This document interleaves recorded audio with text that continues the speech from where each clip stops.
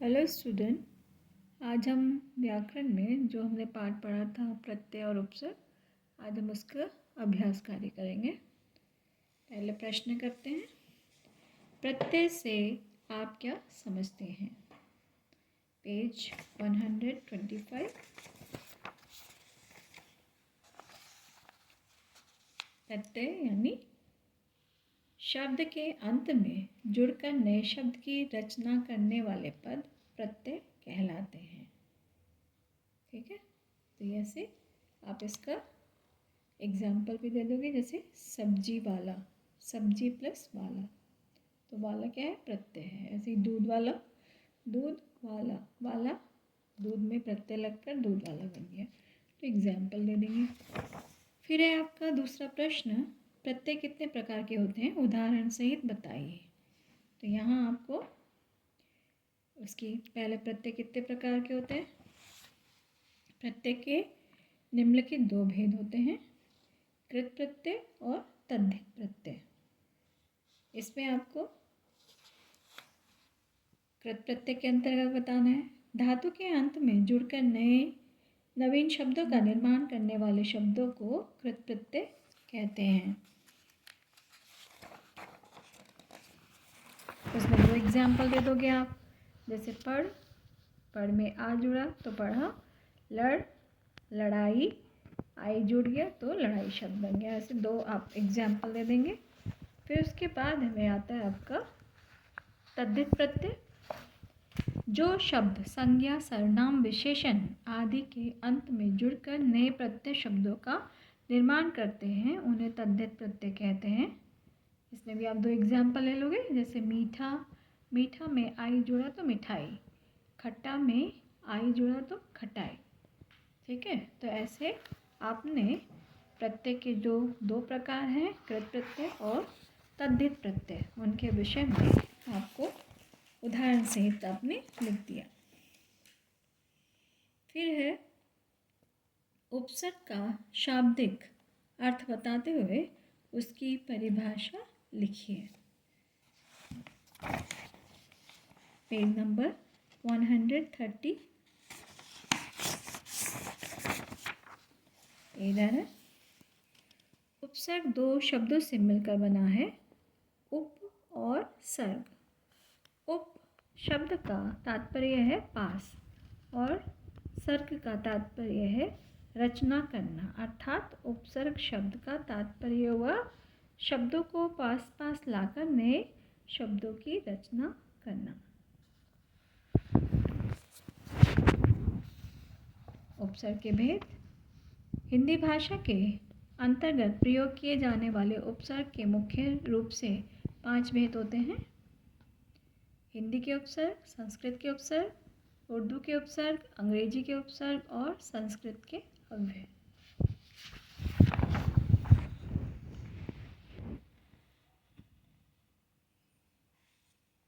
ठीक है, ये हमने आपको क्वेश्चन नंबर घ का भी आंसर बता दिया है, ये पेज 131 पर था।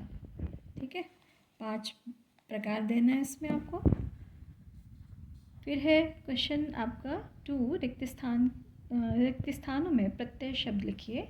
यानी जो फिल इन द ब्लैंक्स हैं उसमें आपको पहला वर्ड दिया हुआ है और उसका आपको प्रत्यय लिखना है, यानी उस शब्द में क्या प्रत्यय लगाया गया है। जैसे राम एक प लिखा है और आगे लिखा व्यक्ति है, यानी पढ़ा लिखा व्यक्ति है, तो पढ़ा में यहाँ पर प्रत्यय लग गया है।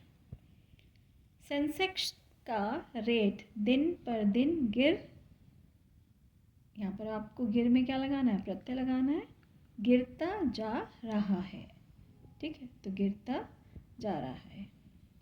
वैष्णो देवी में बहुत ऊंची ऊंची चढ़ है, तो यहाँ पर आपको चढ़ में क्या प्रत्यय लगाना है? आई, चढ़ाई आ जाएगा शब्द, चढ़ाई है।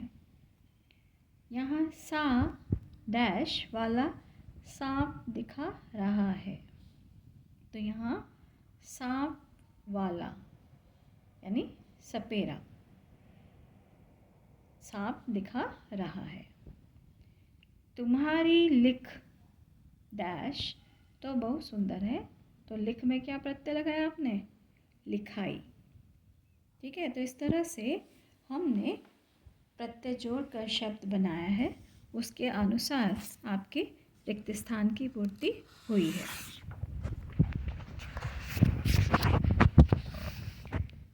फिर है निम्नलिखित उपसर्गों के 5-5 शब्द बनाइए। ये उपसर्ग दिए गए हैं, उनसे आपको 5 शब्द बनाने हैं। ये पूरे 5 शब्द आपको बनाने हैं। कुछ एग्जाम्पल हमने लिख दिए हैं, जैसे उपकार, उपमान, उपचार, उपयोग, उपहार। तो इस तरह से 5 शब्द आपने बना दिए हैं। ऐसी सु से सुरक्षा, सुपुत्र। ये आपका आगे का होमवर्क रहेगा कि आप इसको करेंगे। अध से अधखिला, अधपका, बाकी के आप बनाएंगे। अभिमान, अभिलाषा। तो इस तरह से ये पूरी एक्सरसाइज बाकी की जो है वो आपको खुद से फिल करनी होगी।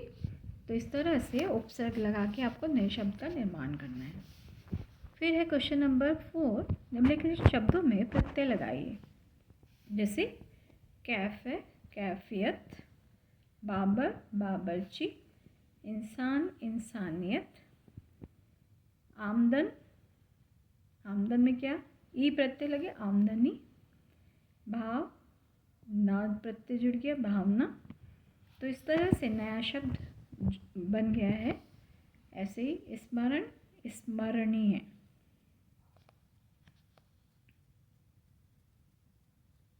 मीठा, मिठाई, कृपा, कृपालु, कबीर, अफजल। तो इस तरह से आपके ये शब्द बने हैं। फिर है आपका 5वां एक्सरसाइज, निम्नलिखित शब्दों में उपसर्ग लगाकर वाक्य में प्रयोग कीजिए। तो हमने यहाँ पर आपके उपसर्ग तो बता दिया है, लेकिन उनको वाक्य में प्रयोग करना आपका ये होमवर्क रहेगा। जैसे मिनिस्टर, डिप्टी मिनिस्टर, सुख, अंतः सुख, हार, उपहार, पुत्र, सुपुत्र, देश, विदेश या उपदेश। शब्द है, शब्द में अपशब्द, मान में अप उपसर्ग लगे अपमान हो गया, दान में नादान। तो इस तरह से ये उपसर्ग लग के शब्द बने हैं। इन्हीं शब्दों के आधार पर आपको वाक्य में प्रयोग करना है। अभी जो प्रश्न है उनको आपको कौन सा फेयर नोटबुक में करना है? एक तो प्रत्यय और ये चारों ही आप कर लेंगे। ठीक है, इसमें पूरा आपका प्रत्यय के विषय में पूरा आ गया, फिर उपसर्ग के विषय में पूरा आ गया। तो ये चारों प्रश्न आपको अपनी नोटबुक में करना है। उम्मीद है आपको समझ में आ गया हो। इसी के साथ हम विराम लेते हैं। धन्यवाद।